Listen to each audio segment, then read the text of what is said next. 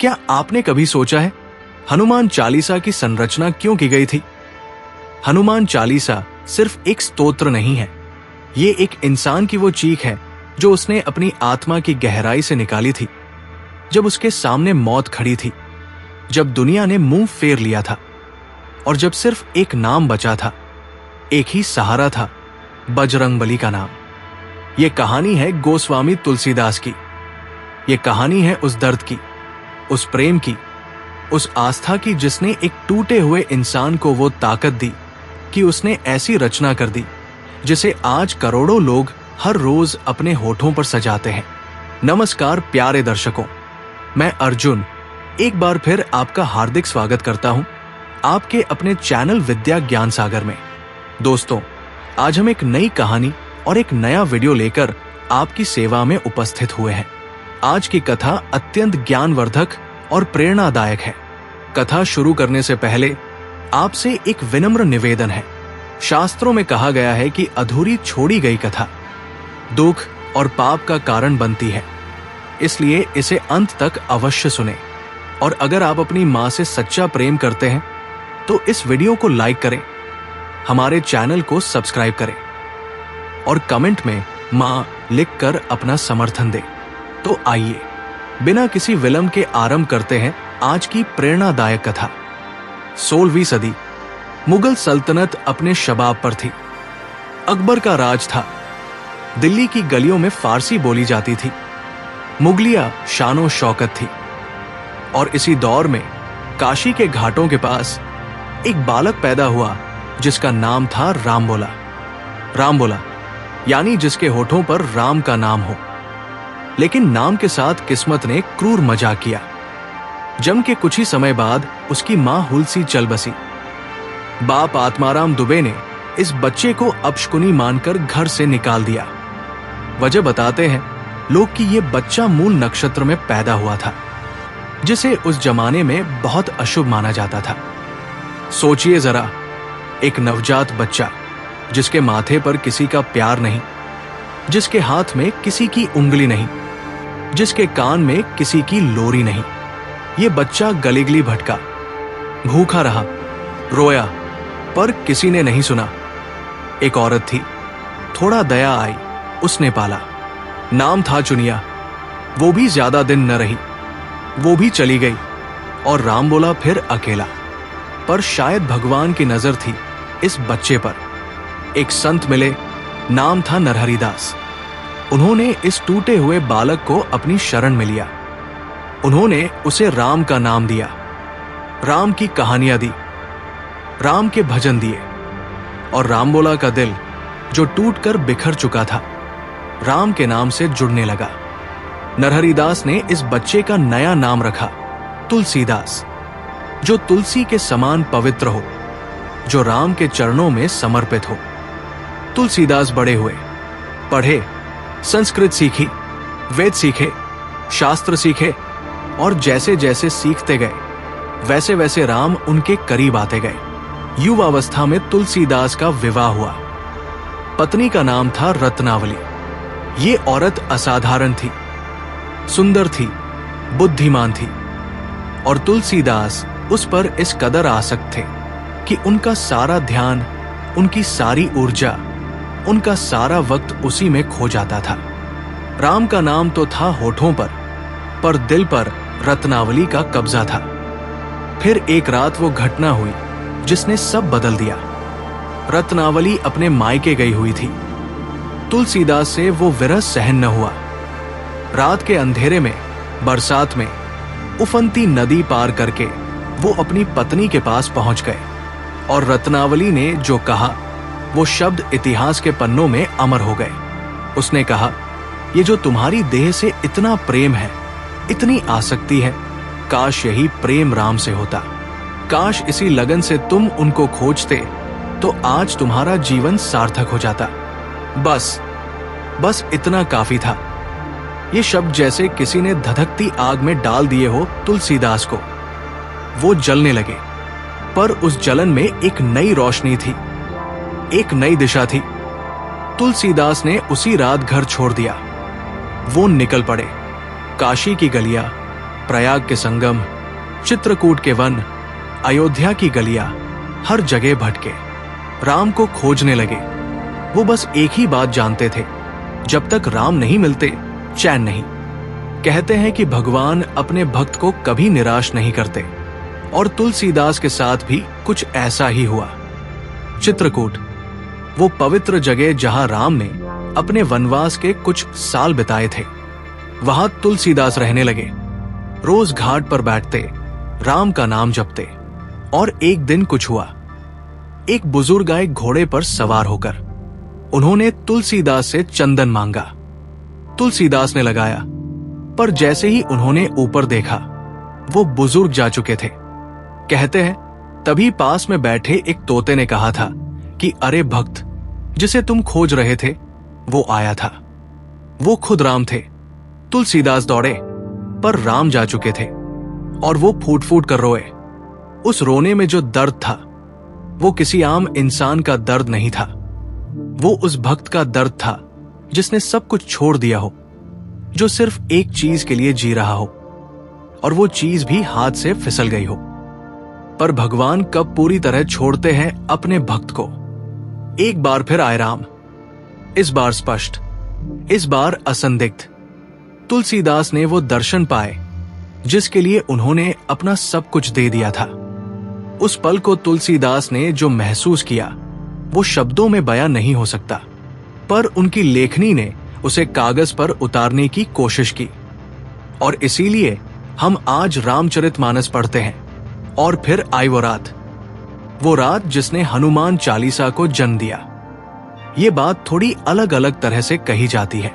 कुछ इतिहासकार कहते हैं एक तरह से, कुछ परंपरागत कथाएं कहती है दूसरे तरह से।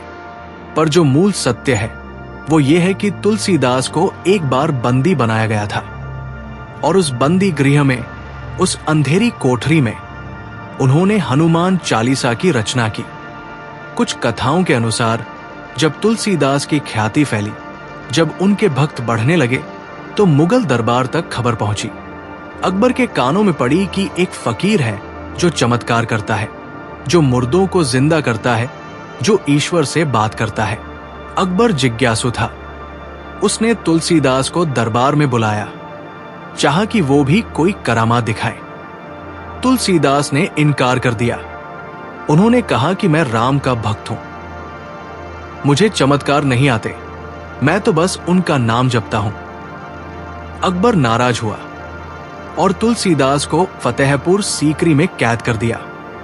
सोचिए उस पल को, एक बुजुर्ग संत जिसने जिंदगी भर राम की भक्ति की, जिसने खुद को हर सांसारिक चीज से दूर किया, जिसने अपनी कलम से राम के नाम को जनवरी से जनवरी तक पहुंचाया, वो उस वक्त एक अंधेरी कोठरी में बंद था।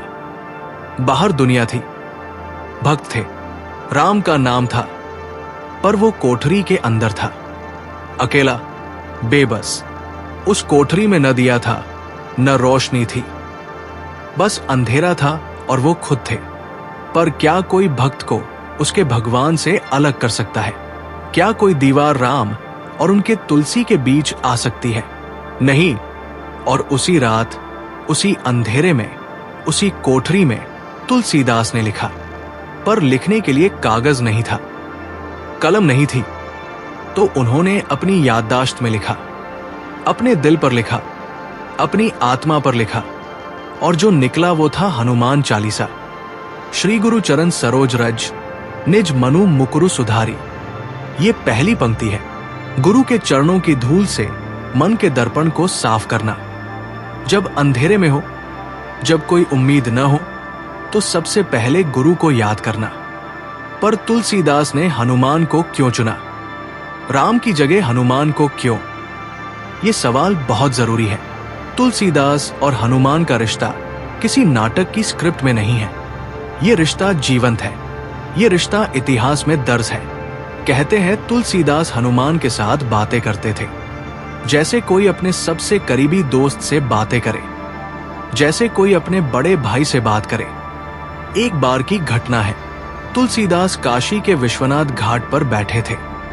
एक कोढ़ी आया, घाव थे उसके शरीर पर, बदबू थी, लोग दूर हटते थे, पर तुलसीदास ने उस कोढ़ी के घाव धोए, उसकी सेवा की प्रेम से, और कहते हैं उस कोढ़ी के शरीर से एक देदीप्यमान रूप प्रकट हुआ। वो हनुमान थे, खुद आए थे अपने भक्त की परीक्षा लेने, और भक्त पास हो गया। हनुमान ने तुलसीदास से कहा कि भक्त, मांगो जो मांगना हो, और तुलसीदास ने मांगा राम के दर्शन। हनुमान मुस्कुराए और कहा, तुम्हें राम का दर्शन मिलेगा, क्योंकि तुम्हारी भक्ति में मिलावट नहीं है। यह रिश्ता था तुलसीदास और हनुमान का, भक्त और उसके परम मित्र का। तो जब वो अंधेरी कोठरी में बंद थे, जब उनके पास कोई नहीं था, तो उन्होंने हनुमान को पुकारा। और पुकार सिर्फ एक चीख नहीं थी, वो पुकार 40 चौपाइयां बन गई। जब तुलसीदास उस कोठरी में बैठकर ये रच रहे थे, तो उनके दिल में क्या था? पहले उन्होंने हनुमान का परिचय दिया। जय हनुमान ज्ञान गुण सागर। वो कह रहे थे, जय हो उस हनुमान को जो ज्ञान के सागर है, जो गुणों के भंडार है। ये सिर्फ स्तुति नहीं थी, ये एक आत्मा का अपने रक्षक को पहचानना था। जय कपीस तिहु लोक उजागर। तीनों लोकों में उजागर, तीनों लोकों में प्रसिद्ध। एक बंद कोठरी में बंद इंसान कह रहा था कि मेरा हनुमान तीनों लोकों में फैला है, दीवारें उसे नहीं रोक सकती। फिर उन्होंने बताया हनुमान का रूप। रामदूत अतुलित बलधामा, हिमशैलेंदु जनक सुतनामा। राम के दूत जिनका बल अतुलनीय है, हिमालय और सोने की तरह कांतिमान, शंकर के मन में बसे हुए। ये रूप क्यों बताया? क्योंकि जब आप अंधेरे में होते हैं, तो आपको अपने रक्षक का चेहरा याद करना होता है, उसकी ताकत याद करनी होती है, ताकि आपको यकीन हो कि जो मेरी मदद करने आएगा वो इतना शक्तिशाली है कि मुझे बचा सकता है। फिर तुलसीदास ने हनुमान की बाल लीला याद की। बाल समय रवि भक्षी लियो तब, तीनों लोग भयो अंधियारो। बचपन में सूरज को फल समझकर निगल लिया था, तीनों लोकों में अंधेरा छा गया था। ये याद करते हुए तुलसीदास के चेहरे पर मुस्कान आई होगी। एक अंधेरी कोठरी में एक कैद में बंद इंसान हंसा होगा, क्योंकि उसे याद आया कि मेरा हनुमान वो है जो खेल खेल में सूरज को निगल गया था, तो मेरी ये तकलीफ उसके लिए क्या है। फिर आई वो पंक्तियां जो लाखों करोड़ों लोगों के मुंह पर रहती है। भूत पिशाच निकट नहीं आवे, महावीर जब नाम सुनावे। जब महावीर का नाम लिया जाए तो भूत पिशाच पास नहीं फटकते। तुलसीदास उस रात अपनी कोठरी की दीवारों को बता रहे थे कि इस अंधेरे में जो भी बुरी शक्तियां हैं, जो भी डर है, जो भी नकारात्मकता है, वो हनुमान के नाम से भाग जाएगी। और फिर वो महान पंक्ति, ना से रोग हरे सब पीरा, जपत निरंतर हनुमत बीरा। निरंतर जपने से रोग नष्ट होते हैं, पीड़ा दूर होती है। एक कैदी जो दर्द में है, जो बेड़ियों में है, वो कह रहा है कि इस नाम के जाप से दर्द दूर होगा। ये आत्मविश्वास कहां से आता है? ये उस भक्त से आता है जिसने हनुमान को अपनी आंखों से देखा हो, जिसने उनकी कृपा को अपने जीवन में महसूस किया हो। हनुमान चालीसा में एक जगह आती है जो मुझे सबसे ज्यादा छूती है, जो 100 बार पाठ कर कोई छूटी बंदी महासुख होई। जो 100 बार पाठ करे वो बंधन से मुक्त होगा और महासुख पाएगा। ये पंक्ति तुलसीदास ने खुद अपने लिए लिखी थी। वो खुद बंदी थे, वो खुद छुटकारा चाहते थे, और उन्होंने ये विश्वास व्यक्त किया कि ये पाठ बंधन तोड़ता है। ये पंक्ति लिखते वक्त उनके हाथ कांपे होंगे, आंखें भर आई होंगी, पर दिल मजबूत था। और फिर वो पंक्ति जो शायद सबसे व्यक्तिगत है, तुलसीदास सदा हरि चेरा, कीजे नाथ हृदय मह डेरा। तुलसीदास हमेशा हरि के सेवक है। हे नाथ, मेरे हृदय में डेरा कीजिए। ये मांग नहीं है, ये विनती है, ये प्रार्थना है। एक बुजुर्ग संत जो शायद जानता था कि उसके बाद ज्यादा साल नहीं बचे, वो एक ही बात मांग रहा था, बस तुम मेरे दिल में रहो। ये पूरी चालीसा का निचोड़ है। ज्ञान की बात नहीं, शक्ति की बात नहीं, मोक्ष की बात नहीं, बस एक इंसान का ये कहना कि मेरे दिल में रहो। इससे ज्यादा सरल और इससे ज्यादा गहरी बात क्या हो सकती है। कहानी यहां खत्म नहीं होती। तुलसीदास उस कोठरी में बंद थे और उन्होंने हनुमान को पुकारा और हनुमान ने सुना। कहते हैं अगले कुछ दिनों में फतेहपुर सीकरी के बाजारों में और महल के आसपास बंदरों का एक विशाल समूह आ गया। हजारों बंदर वो इमारतों पर चढ़ गए, बाजारों में घूमने लगे, फसलें उजाड़ने लगे। दरबार में हड़कंप मच गया। लोगों ने कहा कि ये तुलसीदास के कारण हो रहा है, उन्हें छोड़ो। और अकबर ने छोड़ दिया। जब तुलसीदास उस कोठरी से बाहर आए, धूप में खड़े हुए, आसमान देखा तो उनके होठों पर हनुमान का नाम था और आंखों में कृतज्ञता के आंसू। पर रुकिए, ये बात सिर्फ चमत्कार की नहीं है, ये बात उस सत्य की है जो हनुमान चालीसा का मूल है। जब आप सच्चे मन से पुकारते हैं, जब आपकी भक्ति में मिलावट नहीं होती, जब आप अपने सब कुछ उस शक्ति को सौंप देते हैं, तब वो शक्ति काम करती है। ये विश्वास था और इस विश्वास ने एक बुजुर्ग संत को उस कोठरी से बाहर निकाला। हनुमान चालीसा को समझने के लिए हनुमान को समझना जरूरी है। हनुमान सिर्फ वानर नहीं है, वो शक्ति के प्रतीक है। पर किस तरह की शक्ति? हनुमान की शक्ति अहंकार से मुक्त शक्ति है। रावण के पास भी शक्ति थी, अपार शक्ति, 10 सिर, 20 भुजाएं, तीनों लोकों को जीतने की ताकत। पर उसकी शक्ति अहंकार से जुड़ी थी और अहंकार से जुड़ी शक्ति हमेशा विनाश की ओर ले जाती है। हनुमान के पास भी असीमित शक्ति थी। वो पर्वत उठा सकते थे, समुद्र पार कर सकते थे, लंका जला सकते थे। पर उनकी शक्ति सेवा से जुड़ी थी, समर्पण से जुड़ी थी। जब उनसे पूछा गया कि तुम इतने शक्तिशाली हो, तो उन्होंने कहा, मेरी कोई शक्ति नहीं, जो कुछ है वो राम का है। यही है हनुमान का रहस्य। और तुलसीदास ये समझते थे, इसलिए उन्होंने हनुमान की वंदना की। क्योंकि जो खुद को शून्य मान ले, जो अपने अहंकार को राम के चरणों में रख दे, उसी में असली ताकत होती है। हनुमान चालीसा में एक पंक्ति है, सूक्ष्म रूप धरी सियहि दिखावा, विकट रूप धरी लंक जरावा।